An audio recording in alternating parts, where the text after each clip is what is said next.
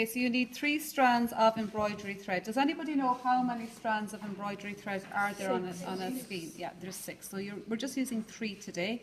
Okay, we're going to have one thread is going to be longer than the other, and at the bottom of the thread there's a knot. Okay, so like you would with most stitches, you start at the back. So this is the back of the fabric and this is the front.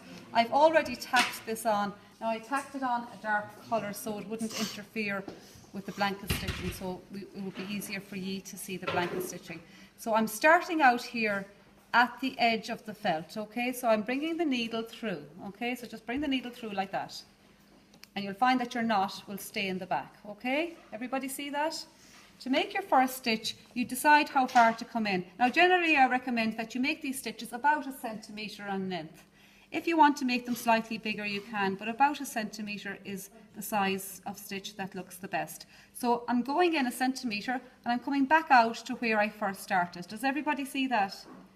So that's where the thread came out initially. So I'm going in 1 centimetre and I'm coming back out to where I started, okay?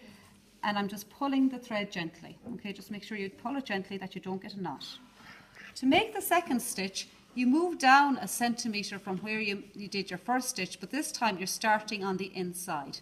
So you start on the inside, you come out to the edge, just where the felt finishes, you keep the thread under the needle, and you pull it through like this.